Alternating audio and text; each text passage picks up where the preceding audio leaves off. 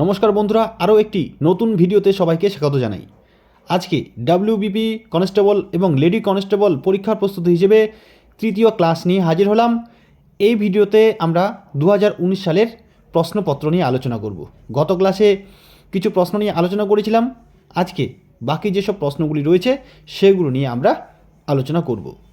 তো দেখো বন্ধুরা, এই প্রশ্নগুলি 2019 সালে এসেছিল জন্য যে আর আসবে না তা কিন্তু নয়। আমাদের 2024 সালে যে ডাব্লিউপি কনস্টেবল ও লেডি কনস্টেবল এবং কলকাতা পুলিশ কনস্টেবল এবং লেডি কনস্টেবল পরীক্ষা আসছে, সেক্ষেত্রে কিন্তু এই প্রশ্নগুলি খুবই গুরুত্বপূর্ণ হতে চলেছে। তাই ভিডিওটি শুরু থেকে শেষ পর্যন্ত দেখার অনুরোধ রইল। আশা করি ভিডিওটি ভালো লাগবে। তো চলো বন্ধুরা, দেরি না করে আমরা দেখে নিই আজকে প্রথম প্রশ্নটি কী রয়েছে। প্রথম প্রশ্নটি দেখো, মনসবদারি প্রথা কে প্রচলন করেছিলেন? অপশন 4টে আছে, আকবর, জাহাঙ্গীর, শেরশাহ, শাহজাহান। তাহলে এই চারজনের মধ্যে মনসবদারি প্রথা কে প্রচলন করেছিলেন? প্রত্যেকটি প্রশ্ন করার পর 3-4 সেকেন্ড সময় দেওয়া হবে। এর মধ্যে প্রথমে নিজেরাই একটু চেষ্টা করবে প্রশ্নগুলির উত্তর করার এবং পরে মিলিয়ে নেবে কে কটি ঠিক করতে পারলে, এবং কমেন্ট করে অবশ্যই কিন্তু জানাবে তোমরা কয়টি প্রশ্নের উত্তর ঠিক করতে পারলে। তো এই প্রশ্নটির উত্তর কী হবে বন্ধুরা, নিজেরাই প্রথমে চেষ্টা করো। সঠিক উত্তরটি হবে অপশন এ, আকবর। মনসবদারি প্রথা প্রচলন করেছিলেন মুঘল সম্রাট আকবর। এর পাশাপাশি বন্ধুরা, মনসবদারি প্রথা সম্পর্কিত আরেকটি প্রশ্ন পরীক্ষায় কিন্তু আসে, সেটি হলো মনসব কথার অর্থ কী? মনসব কথার অর্থ হলো পদমর্যাদা। এটি খুবই একটি গুরুত্বপূর্ণ তথ্য। এর পরের প্রশ্নটি দেখো, নিচের কোনটিকে বাদামি কয়লা বলে? 4টি অপশনের মধ্যে কোন অপশনটি সঠিক হবে? এই প্রশ্নের সঠিক উত্তরটি হবে অপশন ডি, লিগনাইট। লিগনাইট কয়লাকে বাদামি কয়লা বলা হয়। এবং এই লিগনাইট কয়লাকে বাদামি কয়লা কেন বলা হয় বন্ধুরা? এই লিগনাইট কয়লা বাদামি বর্ণের হয় বলে এই কয়লাকে বাদামি কয়লা বলা হয়। এর পাশাপাশি বন্ধুরা, কয়লা সম্পর্কিত আরও কিছু গুরুত্বপূর্ণ তথ্য এখানে জেনে রাখো, যেখান থেকে কিন্তু পরীক্ষার প্রশ্ন আসে। এই প্রশ্নগুলি হলো, সর্বোৎকৃষ্ট মানের কয়লা কোনটি? এর প্রশ্নের উত্তরটি হয়ে যাবে অ্যান্থ্রাসাইট। অ্যান্থ্রাসাইট কয়লা সর্বোৎকৃষ্ট মানের। এরপরে আরেকটি খুবই গুরুত্বপূর্ণ প্রশ্ন যেটি কয়লা থেকে আসে, সেটি হলো, ভারতে সবচেয়ে বেশি প্রাপ্ত কয়লা কোনটি? অর্থাৎ সবচেয়ে বেশি কোন কয়লা পাওয়া যায়? এর উত্তরটি হবে বিটুমিনাস। ভারতে সবচেয়ে বেশি যে কয়লাটি পাওয়া যায় সেটি হলো বিটুমিনাস। এর পরের প্রশ্নটি দেখো। এবারের প্রশ্ন, অনিলা দেবী ছদ্মনামে কে পরিচিত ছিলেন? শরৎচন্দ্র চট্টোপাধ্যায়, আশাপূর্ণা দেবী, গগনেন্দ্রনাথ ঠাকুর, নারায়ণ দেবনাথ। তাহলে এখানে কে অনিলা দেবী ছদ্মনামে পরিচিত ছিলেন? এখানে বন্ধুরা অপশন এ, শরৎচন্দ্র চট্টোপাধ্যায় হবে সঠিক উত্তর। অনিলা দেবী ছদ্মনামে পরিচিত ছিলেন শরৎচন্দ্র চট্টোপাধ্যায়। এর পরের প্রশ্নটি দেখো কি রয়েছে, কে প্রথম ভারতের জাতীয় আয় নির্ধারণ করেছিলেন? এই প্রশ্নের সঠিক উত্তরটি হবে অপশন সি, দাদাভাই নওরোজি। দাদাভাই নওরোজি প্রথম ভারতের জাতীয় আয় নির্ধারণ করেছিলেন। এর পাশাপাশি বন্ধুরা, এই দাদাভাই নওরোজি সম্পর্কে কিছু গুরুত্বপূর্ণ তথ্য জেনে রাখো, এখান থেকে কিন্তু প্রশ্ন অবশ্যই থাকে কম্পিটিটিভ এক্সামে। তো দেখো, ভারতের গ্র্যান্ড ওল্ড ম্যান নামে পরিচিত ছিলেন এই দাদাভাই নওরোজি। তাহলে দাদাভাই নওরোজি ভারতের গ্র্যান্ড ওল্ড ম্যান নামে পরিচিত ছিলেন, এবং এই দাদাভাই নওরোজি ছিলেন প্রথম ভারতীয় যিনি ব্রিটিশ সংসদের সদস্য হন। তাহলে প্রথম কোন ভারতীয় ব্রিটিশ সংসদের সদস্য হন? এই প্রশ্নের উত্তরটি হয়ে যাবে দাদাভাই নওরোজি। খুবই গুরুত্বপূর্ণ তথ্য। এর পরের প্রশ্নটি দেখো বন্ধুরা কি রয়েছে, জিকা ভাইরাসের উপস্থিতি প্রথম কোন দেশে সরকারিভাবে ঘোষিত হয়েছিল? Pakistan, Australia, Uganda, Sri Lanka. তাহলে কোন দেশে প্রথম জিকা ভাইরাসের উপস্থিতি সরকারিভাবে ঘোষিত হয়েছিল? এই প্রশ্নের সঠিক উত্তরটি হবে অপশন সি, উগান্ডা। উগান্ডা দেশে প্রথম জিকা ভাইরাসের উপস্থিতি সরকারিভাবে ঘোষিত হয়েছিল। এবারের প্রশ্নটি দেখো, ব্যারোমিটারের পাঠ হঠাৎ কমে গেলে আবহাওয়ার কি পরিবর্তন হবে? তো 4টে অপশনের মধ্যে কোন অপশনটি সঠিক হবে? এই প্রশ্নটির সঠিক উত্তর হয়ে যাবে অপশন এ, খুব ঝড় হবে। ব্যারোমিটারের পাঠ যদি হঠাৎ খুব কমে যায় তাহলে খুব ঝড় হবে। এর পরের প্রশ্নটি দেখো, ভারী জল কি? এই 4টে অপশনের মধ্যে কোন অপশনটি সঠিক হবে? এই প্রশ্নের সঠিক উত্তরটি হবে অপশন ডি, হাইড্রোজেনের আইসোটোপ দ্বারা তৈরি জল হলো ভারী জল। এবারের প্রশ্নটি খুবই গুরুত্বপূর্ণ। দেখো বন্ধুরা, প্রশ্নটি কি রয়েছে, কর্কট ক্রান্তি রেখা নিচের কোন রাজ্যের উপর দিয়ে যায়নি? গুজরাট, মিজোরাম, পশ্চিমবঙ্গ, উত্তরপ্রদেশ, এই চারটে রাজ্যের মধ্যে কোন রাজ্যের উপর দিয়ে কর্কট ক্রান্তি রেখা বয়ে যায়নি? বন্ধুরা, সঠিক উত্তরটি হবে অপশনটি উত্তরপ্রদেশ। কর্কট ক্রান্তি রেখা উত্তরপ্রদেশ রাজ্যের উপর দিয়ে যায়নি। বাকি যে তিনটি রাজ্য এখানে উল্লেখ আছে, গুজরাট, মিজোরাম, পশ্চিমবঙ্গ, এই তিনটি রাজ্যের উপর দিয়ে কর্কট ক্রান্তি রেখা বয়ে গেছে, উত্তরপ্রদেশের উপর দিয়ে বয়ে যায়নি। অপশন ডি হবে সঠিক উত্তর। এর পাশাপাশি বন্ধুরা এখানে মনে রেখো, ভারতের মোট 8টি রাজ্যের উপর দিয়ে এই কর্কট ক্রান্তি রেখা বয়ে গেছে। এই 8টি রাজ্য হলো গুজরাট, রাজস্থান, মধ্যপ্রদেশ, ছত্তিশগড়, ঝাড়খণ্ড, পশ্চিমবঙ্গ, ত্রিপুরা এবং মিজোরাম।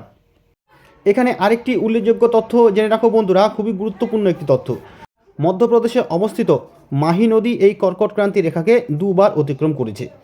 তাহলে বন্ধুরা, যদি প্রশ্ন থাকে কোন নদী কর্কট ক্রান্তি রেখাকে দুবার অতিক্রম করেছে, উত্তরটি হবে মাহি নদী। এরপরে যে প্রশ্নটি রয়েছে দেখো বন্ধুরা, ভিভিপ্যাট কিসের সাথে সম্পর্কিত? মোবাইল পরিষেবা, মহাকাশ বিজ্ঞান, সাধারণ নির্বাচন, উগ্রপন্থী কার্যকলাপ, এই চারটি অপশনের মধ্যে কোন অপশনটি সঠিক হবে? অর্থাৎ ভিভিপ্যাট কিসের সাথে সম্পর্কিত? এই প্রশ্নের সঠিক উত্তরটি হবে অপশন সি, সাধারণ নির্বাচন। ভিভিপ্যাট কথাটি সাধারণ নির্বাচনের সাথে যুক্ত। এর পাশাপাশি এখানে মনে রাখবে বন্ধুরা, এই ভিভিপ্যাট হলো একটি কাগজবিহীন ইলেকট্রনিক্স ভোটিং মেশিন এবং ভিভিপ্যাট কথাটির সম্পূর্ণ রূপ হলো voter verifiable paper audit trail. এর পরের প্রশ্ন কি আছে দেখো বন্ধুরা, মোবাইল ফোনে ব্যবহৃত প্রযুক্তি জিএসএম কথাটির পুরো অর্থ কী? এই চারটে অপশন আছে, কোন অপশনটি সঠিক হবে? এখানে সঠিক উত্তরটি হবে option C, global system for mobile. Mobile ফোনে ব্যবহৃত প্রযুক্তি জিএসএম কথাটির পুরো অর্থ হলো গ্লোবাল সিস্টেম ফর মোবাইল। এবারের প্রশ্ন, স্মৃতি মান্ধানা কোন খেলার সাথে যুক্ত? Table tennis, cricket, hockey, boxing, এই চারটে খেলার মধ্যে কোন খেলার সাথে স্মৃতি মান্ধানা যুক্ত? এই প্রশ্নের সঠিক উত্তর হবে অপশন বি, ক্রিকেট। স্মৃতি মান্ধানা ক্রিকেট খেলার সাথে যুক্ত। এবারের প্রশ্ন, বন্দিপুর অভয়ারণ্য কোথায় অবস্থিত? কর্ণাটক, উড়িষ্যা, রাজস্থান, গুজরাট, এই চারটি রাজ্যের মধ্যে বন্দিপুর অভয়ারণ্য কোন রাজ্যে অবস্থিত? সঠিক উত্তরটি হবে অপশন এ, কর্ণাটক। বন্দিপুর অভয়ারণ্য কর্ণাটক রাজ্যে অবস্থিত। এবারের প্রশ্নটি দেখো কি রয়েছে, স্যাকারিন কি দিয়ে তৈরি হয়? ফেনল, প্রোপেন, টলুইন, বিউটেন, তাহলে এই চারটি অপশনের মধ্যে কোন অপশনটি সঠিক হবে? এখানে অপশন সি, টলুইন হবে সঠিক উত্তর।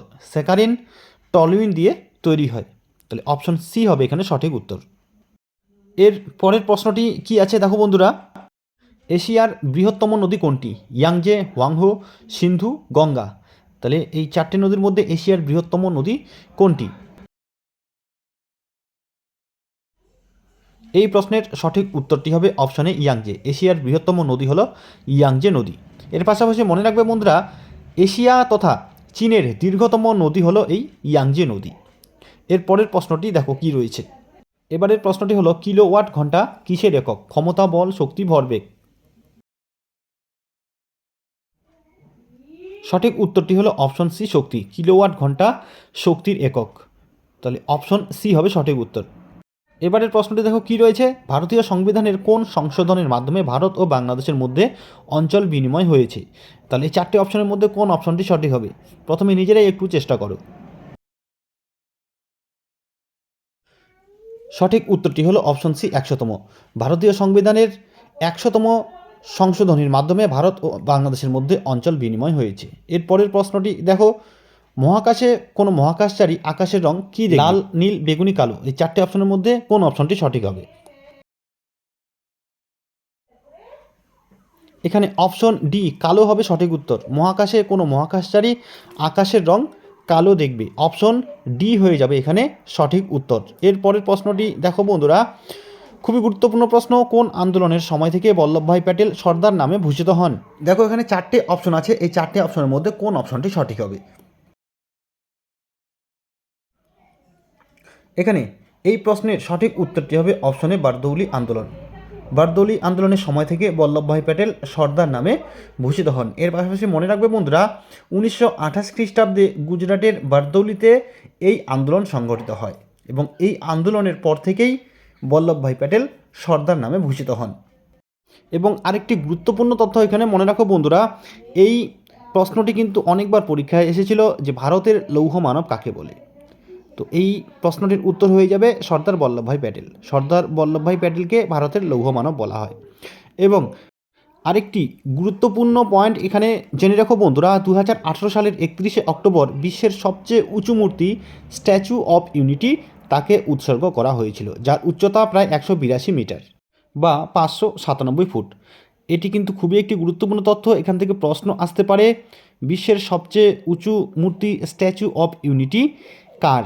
তাহলে উত্তরটি হবে সর্দার বল্লভভাই প্যাটেলের এবং এর উচ্চতা 192 মিটার বা 597 ফুট। তাহলে এখান থেকে আমরা অনেক তথ্য জানতে পারলাম। এর পরের প্রশ্নটি দেখো বন্ধুরা কি আছে, ভারতীয় মহিলাদের মধ্যে কে সর্বপ্রথম অলিম্পিক পদক জিতেছিলেন? বন্ধুরা এখানে প্রশ্নটির মধ্যে অলিম্পিক কথাটি নেই, কিন্তু এখানে প্রশ্নটি হবে ভারতীয় মহিলাদের মধ্যে কে সর্বপ্রথম অলিম্পিক পদক জিতেছিলেন। তাহলে এই চারটে অপশনের মধ্যে কোন অপশনটি সঠিক হবে? সঠিক উত্তরটি হবে অপশনে কর্ণাম মালেশ্বরী। ভারতীয় মহিলাদের মধ্যে কর্ণাম মালেশ্বরী সর্বপ্রথম অলিম্পিক পদক জিতেছিলেন। এবারের প্রশ্ন, নীল গ্রহ কাকে বলে? শনি, ইউরেনাস, পৃথিবী, প্লুটো। এই চারটি অপশনের মধ্যে কোন অপশনটি সঠিক হবে? এই প্রশ্নের সঠিক উত্তর হবে অপশন সি, পৃথিবী। নীল গ্রহ বলা হয় পৃথিবীকে।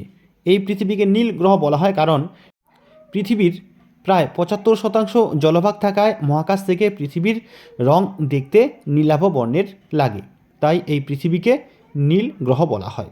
তাহলে বন্ধুরা আজকে আমরা 2019 সালে আসা ডাব্লিউবিপি কনস্টেবল প্রিলিমিনারি এক্সামে আসা বেশ কিছু গুরুত্বপূর্ণ প্রশ্ন উত্তর সম্পর্কে জানলাম। আশা করি ভিডিওটি ভালো লাগবে। আজকে এ পর্যন্তই, ধন্যবাদ।